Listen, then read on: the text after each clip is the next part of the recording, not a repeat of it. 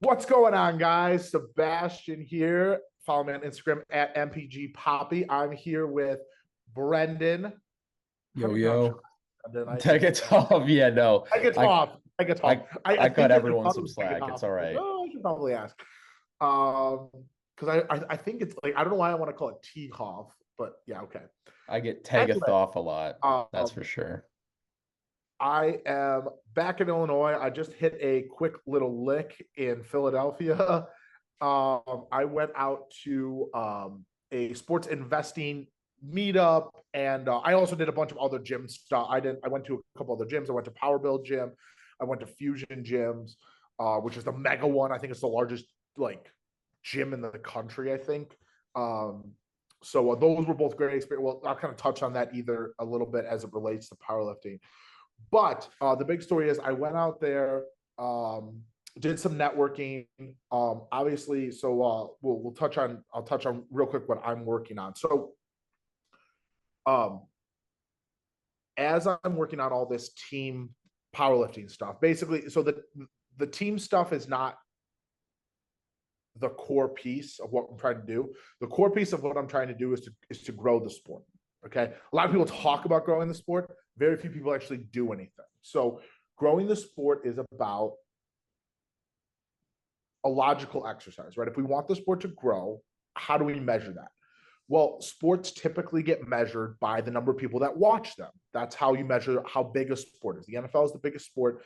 Well, really, because it does the most revenue. And it does the most revenue because the more people that watch, the more sponsors will pay to advertise off that content. And so the core question becomes, how do we get more people to watch powerlifting?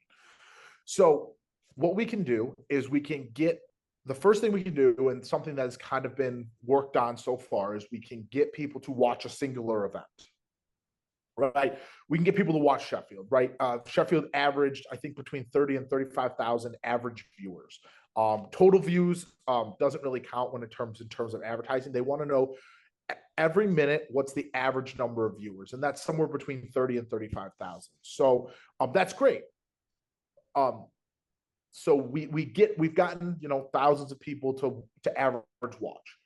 Um, but that really doesn't do anything in the grand scheme of things when the NFL is doing 27 million average viewers, right? And so obviously it's unfair to compare powerlifting with football. But the bigger issue with powerlifting is while the NFL does have a large number of viewers per game, they're doing 500 events per year. And so powerlifting has what? Two events, three if you count nationals, like maybe Give or some local. take. It doesn't really have anything. And so the singular biggest problem with powerlifting is we just don't have enough content. Now, the kind of the model I'm really looking at is something like the UFC. I think powerlifting can practically have something like 40 to 50 pieces of content per year in a team setting.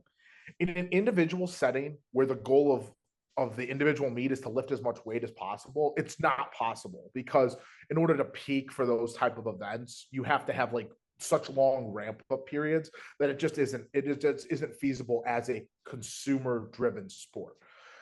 Now, I do think there are going to be individual components. I think like an all-star meet really cool, but the team component is essential because it moves powerlifting away from being a sport where it's all about how much weight you lift to be about how much weight you lift to compete against other teams. And so, in my quest to do this, we're going to need to raise money, right? Starting a professional sports league is very, very expensive. It's even more expensive than I could have possibly imagined. Well beyond what I can do as a gym owner, even though the gym does really well and we have a lot of disposable capital, and we could run some really great events. We just can't do what needs to be done in the current construction to run as many events as need to be run. Even to run a 4-week season, we're looking at like $250,000 to travel the athletes, for broadcasts, for production, for all the food trucks and all the event stuff. So we're really looking at a pretty crazy amount of money. And so I'm looking to raise that money. And the best way to raise that money is to go to these networking events. So I went out to Philadelphia, did some other business, went to these events and talked to a ton of people. Now, this event was really cool. I ran into Philadelphia is really close to like New Jersey, New York. So there were people from like everywhere. Like everyone could kind of come in there. Um, I went out there because kept getting emails about this event. It was ran by 76 Capital, which is one of the larger sports venture capital funds in the country. And I had previously communicated with them on some consulting stuff and may do some stuff later on with them. But I talked to a bunch of people in a bunch of different fields. Talked to some investors. Actually the biggest thing I took from that event was I talked to a guy who developed a 7-on-7 no pad tackle football league. And this stuff is like insane. Like I saw the videos stuff. He's been on ESPN, he's been on McAfee, he's been on Barstool. Like they've been everywhere. And what's really cool is he's a couple steps ahead of where I want to be. So it was really cool because he could tell me all these issues that he's ran into developing this league and kind of help me avoid those pitfalls. So it was really awesome to talk to him and kind of see what obstacles he ran into getting along that way. So he actually gave me a lot of encouragement because his big issue right now is he doesn't have a football venue to rent is very, very expensive. It's a very large playing surface. And so I didn't realize how much of a built-in advantage we have with the facility that I own. Right, we have a massive facility and we can build in all the bells and whistles we need to run a really, really good event. And there's also local venues that are pretty affordable. So it was so great to talk to him. One of the big issues I run into is what to do with the franchises. Typically in most sports, the franchises are sold to different investors and different owners, and they kind of run the franchises. The problem is if I give those franchises away and someone's a shithead, someone's an idiot, like I lose control over the product and the brand. And then we end up in the same kind of issue we have now with local directors, right? The problem with local directing is like, there's no set of standards.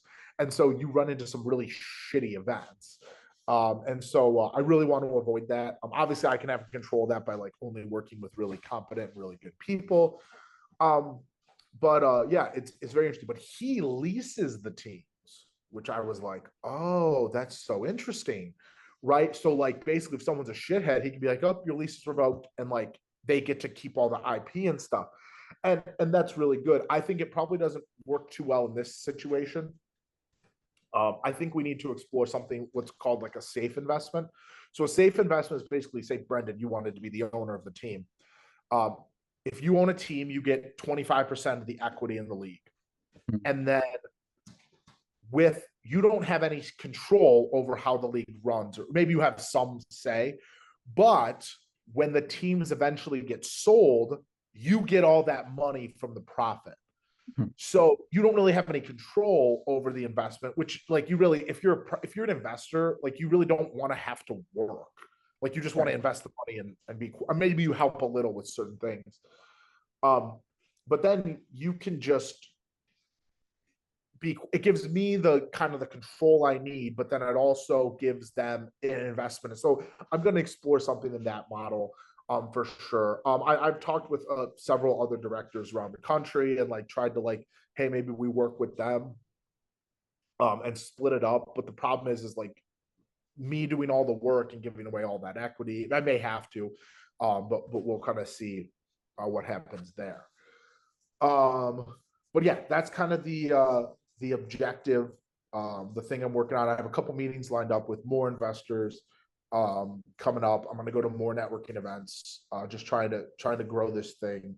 But yeah, it resonated really, really well with most people I talked to. The big thing is the men versus women component. That is so unique. Everyone loves that idea that a 5'2" woman can compete against a 6'6" man and like go at each other. And I used to pitch formula, but formula is, I think, a little hard to understand, and I think it can be a little biased. The world record thing is one thing that they got right at Sheffield. That It's so nice. It does screw the better athletes. But I think that as long as it's like a baseline and it just changes maybe once a year. Because the problem right now is these world records are changing like every week. They're not getting locked in at all. And so like it can really mess with the competition. And so it's very interesting. It does provide a level of parity, and it allows athletes to kind of their values to be kind of moved around. And it's definitely something really unique. So we will probably continue to go along those lines coming up.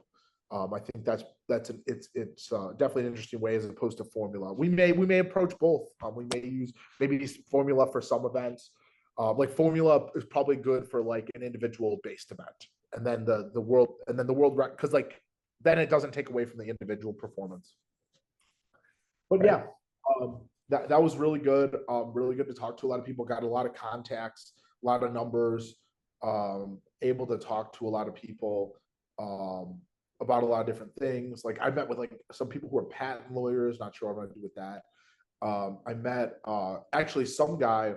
He's doing analytics for basketball. They basically gathered data from like 4,500 leagues around the world, and like Mark Cuban is one of their investors, and it's like it was just interesting to hear how like because like they've raised money before, and so it's like it's interesting to hear him talk and like the terminology, like the startup investing world is crazy with like the words and the lingo and stuff. So I got to talk to him for a little bit about raising money. So it was really really good. And then you talk to the different investors. Someone with BetMGM was there, and obviously sports betting is integral to what I'm doing. And actually, really really good news on if you're interested in the sports betting component of powerlifting. I met with so I'm cracked. So like I will literally just like if two guys are like there and they're like, I will just walk up and start like, hey, what do you guys do? And like immediately I can start to like get interested in what they're doing. And like I'm a huge sports fan. I'm interested in what they're doing. Hmm. So this guy's a journalist, and I'm talking to him. I'm like, oh, this is the perfect person to talk to about sports betting because he knows the whole landscape. Right? There's a lot of people who do individual things, but he knows the whole landscape of sports betting. So I'm like, hey, I've got a niche sport, and I'm trying to like see what it is. And he's like, yeah, you need to talk to this company here. And he found me on Instagram, DM me, showed me the company. He's like, yeah, this company works with niche sports to get them integrated into sports betting platforms. I'm like, bingo. There And it so is. that is coming down the pipeline hard and fast. Like we're gonna get that going. Obviously, we need a league first for people to be able to bet on everything.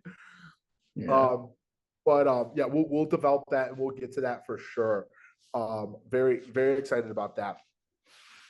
So yeah, kind of where we're a couple other things that I've started to really work on is I think the prospect of being a vertically integrated sport is like very possible. So what I mean by that is right now, obviously the NFL does NFL things, college does college things, the local people do local things. I think there's a genuine possibility that we could manage the local level, manage the mid-tier competitive level, and manage the pro level all in one kind of fashion. Because I already direct local meets, so we'll keep doing that, and that'll be. I think that's a really cool component of what we can do. We can have a bunch of people locally compete at the morning. Hmm. We can maybe do some more competitive things as well, do some prize money, and then we can have the pros compete at night, like I've always talked about. And so what we can do is we can use that lower level, we can provide them with a really great competitive experience. You obviously have to pay for that. And then we can also use that money to reinvest in that, which will help the pro level. So it can all kind of be vertically integrated, and that'll be a good way to hopefully raise some revenue and stuff. So, like, a lot of really great prospects with all the stuff we're going to be able to do. So I'm super excited about that.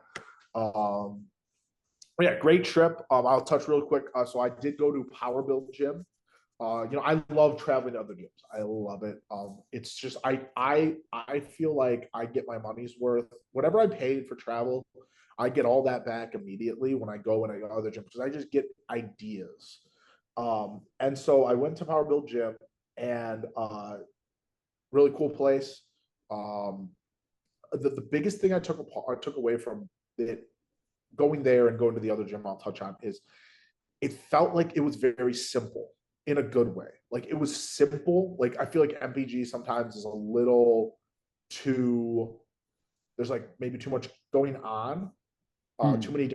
It felt very simple. It felt very like it was very well designed, and it seemed like it was like easy to manage. And so I felt that actually even more so when I went to Fusion Gyms. Now, Fusion Gyms is a 70,000 square foot facility. It's like 3 times the size of MPG. They have like 40 squat racks. It's an insane place. And I felt like it was just so simple. And I don't know if that was intentional. I mean, there were some excessive things there for sure. I heard Lamborghinis parked there a lot of the time. Like they've got gorilla stat, like they've got a lot of excessive things. But as far as the floor of the actual gym went, it was very simple. There wasn't a lot going on. There wasn't a lot of chaos. And I feel like at MPG, I run into that sometimes, where it's just like there's so much going on, and everything just seemed very simple there. And I really like that. And I definitely am going to take that away. Um, it also made me feel good. I think we're pretty comparable at MPG and these other places. Obviously, Fusion is just like crazy, but we have a really great mix. We have a really great thing going. It's just like refining that whole package is really going to be the key. So yeah, great trip. Looking forward to do more stuff. I'm gonna do. There's a bunch of stuff apparently that goes on in Chicago that I learned about, so I'm gonna do some more Chicago type stuff, and then continue to work on. I think the next thing you're gonna see is probably we'll do like a local event. What is it? September, October, November, December, January. Probably sometime in January we'll do a local event, back-to-back weeks, 4 teams, back-to-back weekends. That'll be more just to keep testing things and keep the promotion going. It'll probably be a free event. So like if you're an athlete and you're listening to this podcast and you want to do um, one of these events, um, you can come out to Chicago. The issue is that it'll be back to back weeks. You'll have to travel both weeks. So it'll maybe be an isolated, more Midwest thing. But we will need 24 lifters for that. I'll probably actually put out an announcement um, shortly. Like we're looking for 24 lifters. You just need to have done a couple meets, 1 or 2 meets. Um, it's a free event. You can compete for free. It's a sanctioned. It'll be a sanctioned Pilots in America event, and then we'll be able to kind of test through stuff there, and then uh, depending on where the finance, like how we get the money and financing, we'll do a 4 city tour. Is kind of the plan for like the summer fall 4 city tour, 4 weeks pool play, 3 weeks of pool play, and then a championship. And that'll kind of be how we start to build some momentum into this. But that's the current plan. But yeah. Any questions, Brendan? Oh, well, yeah, no, I was really excited to see Seabass go to the networking event because I knew that like the plans were gonna get exercised. There's gonna be a lot of cool people there that were relevant to what we've got going on, what we're trying to do, or what Seabass, I should say, is trying to do with I mean, powerlifting. Brendan will be part of it. I'm sure he'll be doing the production. But yeah, no, the betting thing is definitely super exciting. That's one Right. that popped for me. Yeah, I mean, I think I mean, you can't be a legitimate sport and not be able to be bet on. And so I get it. Like a lot of people are like, they're like, so this will actually segue into one of the next things we're going to talk about. But like, there's a lot of people that are very resistant to, like, if you are comfortable with how things are currently going and you're comfortable in your situation, you are not going to challenge the status quo. That's like that you're not, and for good reason. Like, why should you? You're comfortable with your situation. Like I'm not comfortable with the current powerlifting situation. I do not like to hear. So I like there's rumors flying around that like Bob Matthews is not going to compete at Sheffield because he doesn't want to pay for the travel. And maybe he, and so like that like is disgusting. Like that's crazy. Like one, for SBD not to pay for his travel just because he's not one of their athletes. Like, so sorry. Newsflash: if you're SBD, you are running this event. You have been put in charge of the championship of powerlifting, and so you need to start acting correctly. Okay. You whether you like it or not, I don't care that you're running an apparel company and a sports promotion company at the same time. You're now running a sports promotion company. Like, and do you need to split those two into separate businesses? Figure it out. Like you can't have both. You can't be running this event and be like, you can't be running this event where it's the premier people in powerlifting and you're not going to take care of everyone just because he's not wearing your logo. Like it's just fucked up. And like listen, people can argue like, listen, if I were them, I'd probably be doing the same thing. But right now I'm not them, so I'm gonna say it's shitty. Right? He's a top three. He's a potential podium guy. Like, so what you need to do is, if you really like that you're running this production, it needs to be separate from the now you can still be the title sponsor, but it needs to be operated separately from the apparel company. Because if you're an apparel company, your interests cannot be consistently aligned with powerlifting in general. They can't be, because we're proving it right here. If your interest was in growing the sport, you want Bob Matthews there. But clearly you're not willing to cover his travel because he's sponsored by another company. And that's also fine. Like everything's fine, but it needs to be addressed. Because if that's really now, let's cool myself down. Bob could just be playing this game to psych everyone out. Oh, I'm not going because of the travel. Like that could possibly that could definitely be the thing. So you could potentially be ignoring my first part. And also, listen, it's not just on SBD, it's also on his sponsors. Does Stoic and Avances not want him to compete on that platform? What does that say about the platform? It's like, is that platform not big enough that your sponsor doesn't want to spend a couple of $1,000s to send you out there? That's also true. Yeah. Like, is it really the case that like his performance there isn't valuable enough to justify paying a couple like that's crazy. Like if I had someone, if that happened, like I could justify covering someone's travel to go to Sheffield if they were at my gym. I mean, I would want a Sheffield champion at my gym. I would find a couple $1,000s to cover their stuff. Right. So yeah, it's very interesting, that whole situation. But anyway, on to the main story, the big story in powerlifting right now, and that is that Matt Gary was let go from Team USA. He was the executive committee of Powerlifting America decided to not bring him back as coach for hold on. Let me pull the thing up. In 25.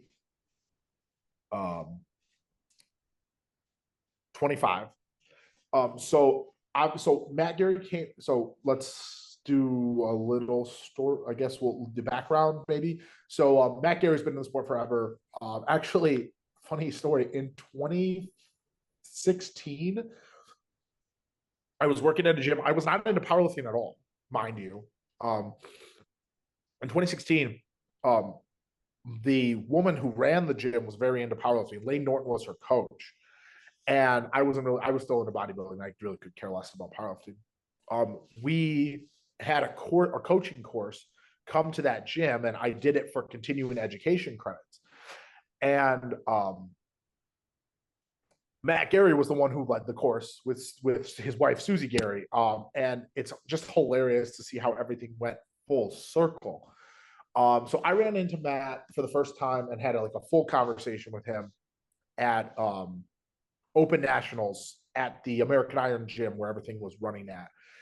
And he had just been named Team USA coach at that time. And so if I talk to you when you're in powerlifting, you're getting the Pro Duels pitch. Like you're sorry. I am like, you ever see the geese when they feed them for foie gras and they shove the thing down their throat and they pour the food in because like they got to fatten them up. That's what I do with the Pro Duel. Like I don't care. I don't care. Do you breathe next to a barbell? You're hearing about the Pro Duel. You're going to learn about it. And so, for several reasons. One, it just helps promote, right? Everyone in powerlifting knows what the Pro Duel is, right? Because I just shoved it down everyone's throat. Even the people who don't like the idea can't get it out of their heads. And so, I immediately started talking to him about what I'm doing, blah, blah, blah, because I find a way to segue it in. Don't worry. I've gotten pretty crafty at it. And also because I do like when people ask questions about it. They go, well, what about this? It helps me anticipate what particular issues people might run into.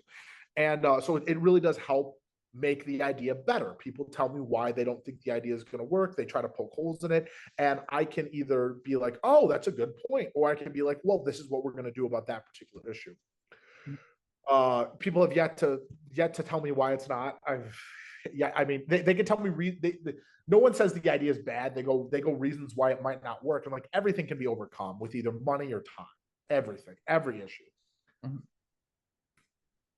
So I'm a huge fan of that, like huge, because anyone like there's so many people out there that like the status quo, like I just talked about. They like the status quo and they don't want powerlifting to change because they're comfortable. And that's fine. I don't accept that.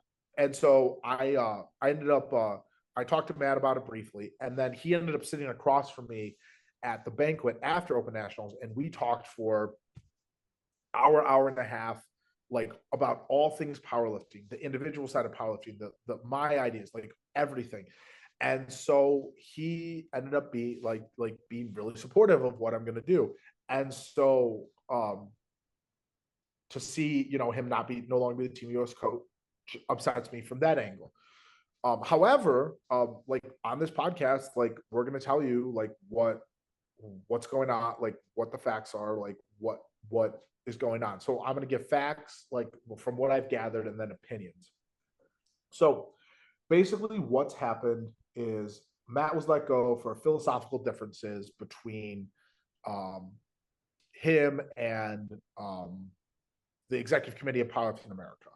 From what I've gathered, it mainly comes down to him basically calling attempts. I think most people thought that everything that he was doing was like excellent, and then it just came down to like not calling the plays correctly from what their perception was. Now, full disclaimer, I'm not a coach. I know nothing about coaching. I stay out of that. Like I consult with coaches frequently about my stuff, but I do not understand coaching. I don't pretend to. I stay in my lane. At some point I probably will spend some time getting educated on like that kind of stuff. But I just stay. I mean, I've been a personal trainer for a decade, so I know how to like coach, but not specifically powerlifting. Talking, I don't really know anything about coaching, so I had to reach out to coaches to kind of figure out what the hell, right? Like why did he get let go? He's very popular. Like what happened? And so basically, from what I've gathered, there's several things. None of this is confirmed. There's several different things that are floating around about what conspired to this. And I haven't talked to Matt yet. I think we'll kind of let things settle a little bit. I don't think there's anything extra in terms of this, but apparently there were, I don't want to say complaints. There were athletes who like made comments about certain things that they didn't like. I think the main thing was like how strict they were with the warm-ups. Like you have a certain cadence of warm-ups, right? 1 red, 2 reds, 3 red, whatever you're gonna do. And so they were very strict about the like how people did their warm-ups. And obviously that could throw you off as an athlete. I mean, I warm up the same way. I've been warming up the same way for a long time. and then you suddenly at Worlds in the warm-up room, you're warming up differently. Like that could throw you off. That's obviously not a reason to let someone go. That's a reason to be like, hey, we probably shouldn't be doing that. And then if that behavior then wasn't corrected, then that would be a reason for letting someone go. I'm when the expectation is that you're supposed to sweep all 9 weight classes, and then you only you or eight weight classes, and then like 3 of those weight classes don't win. And I don't know enough about the background and the attempt selectioning to really like comment too much, but apparently that was one of the issues that contributed to the decision. I know he's a big advocate of going 9 for 9. That's his thing. Like if you go 9 for 9, like that, you're like statistically more likely to win. And so that's very interesting. But then again, if someone else knows that's your strategy and they can use that against you, I guess maybe that strategy needed to evolve. I really haven't dug super deep into that. But I think it'll be interesting to see who takes his place. And I think that will kind of let us know that'll kind of give us a better idea of what the issue, like who was right in that situation. So if they don't put anyone else in, I think that's a big issue. That would be a problem. But if they put someone else in who's like just as experienced and it was just a philosophical thing, then I don't think it's too big of an issue. But then if they put someone in, yeah, I'm not really sure. I know there's a large amount of athlete support. There's a petition going around to reinstate him. Guys, stop wasting your time.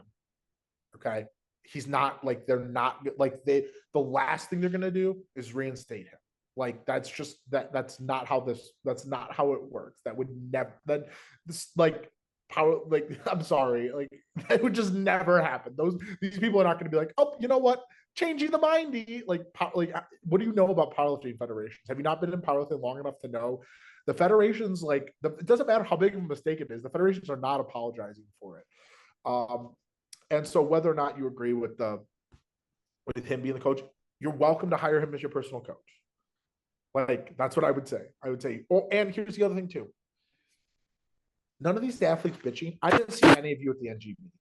If you really cared, you would have been at the NGB. Like, and you could have voted for people, and you could have changed. Like, I have no sympathy for anyone. Like Arian Kamisi ran against Robert Keller, and Robert Keller won by 16 votes. And if you can't get 16 people to show up and vote, you deserve to lose. And so you contributed to the situation. So that's all I have to say about that. Like, don't boo, vote. What was that Obama's quote? Don't boo, vote. Like you gotta like, I like that's kind of the what I would say is the solution to all that shit. Like I don't my opinion is not should he be the coach or should he not be the coach. My opinion is if you have a problem with the situation, you need to take action about the situation. And so you can do one of two things: hire him as your private coach, or vote for different people next time if that's how you feel about the situation, because those are the people who are in charge. Obviously, so let's talk real quick about like coaching in that situation in general. It is a very, very weird situation in powerlifting that's not like other sports where like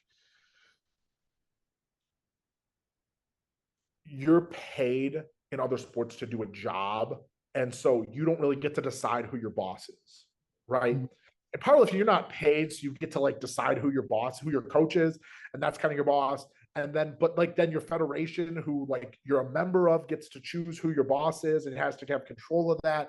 And so it is a very, very odd type of thing. And so that also adds into the situation and makes it worse, is that there can be a lot of weird things going into that.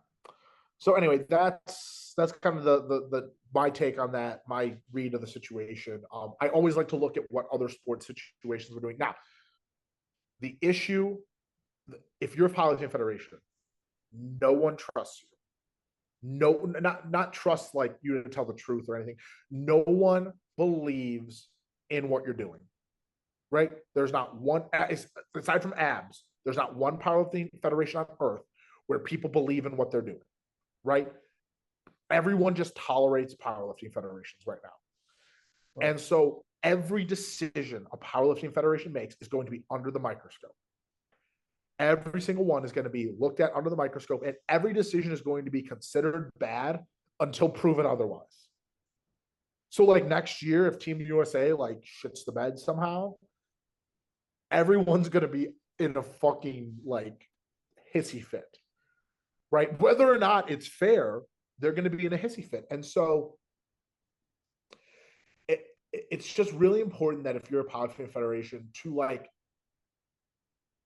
you knew that letting him go was going to cause like an uproar, right? And so there are ways to mitigate that kind of an uproar. You can leak the information, right, to soften the blow, right? You talk. I would have talked to a bunch of coaches. I'd be like, hey, we're letting Matt go. This is why, blah blah blah blah blah. And then you're going to get potentially less backlash, right? Now, I will say one thing. I've seen all these athletes say all these different things. And a lot of them are talking about how his communication was really good and all these things. Not a lot of people are saying stuff about him being necessarily a good handler. And so I don't necessarily know if that is just them just highlighting what they liked about him or them doing because like in the NFL, if someone's like, oh, he's a really good locker room guy, right? If someone's a good locker room guy, that's usually code for like they're not like super good on the field. He's got great character and stuff. And like that usually doesn't translate to the football field, right? Like if he was an elite talent, they would be talking about his elite talent. He's a great ball player.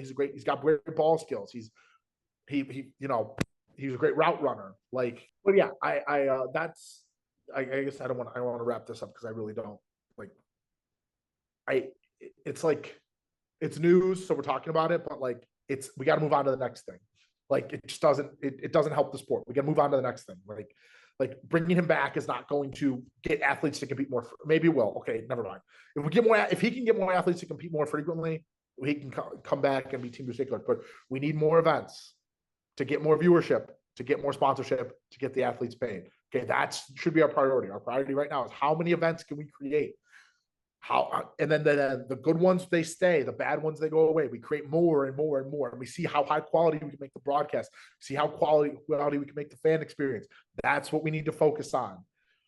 This little fucking drama doesn't help. We don't have enough events. We're not the NFL. We cannot talk about the coaching carousel. We need to talk about how we are going to get athletes to compete more frequently. How are we going to do that? And I think the answer is like, obviously we need to pay them more. That will help, but we can't pay them more if we can't generate more revenue, if we can't run more events. And so right now we have to generate investment in order to do that. Continue to drive the narrative until we actually can accumulate enough to change it. Listen, it's my fault. I'm trying to do too much, so I can't do everything at once, and I can't get this all done. Like I've been doing this for a year. I can't do this. I've already ran the event I needed to run. I need to run more events. So yeah. That's the priority. The priority right now is getting athletes to compete more frequently. To get them to compete more frequently, we need to compensate them better. To compensate them better, I have to raise money, right? That will help take care of a lot of these issues. So, with that being said, this is Listen for Commands. I'm Sebastian Carcione. That was Brendan. We'll see you guys on Monday or Tuesday. Thank you guys so much.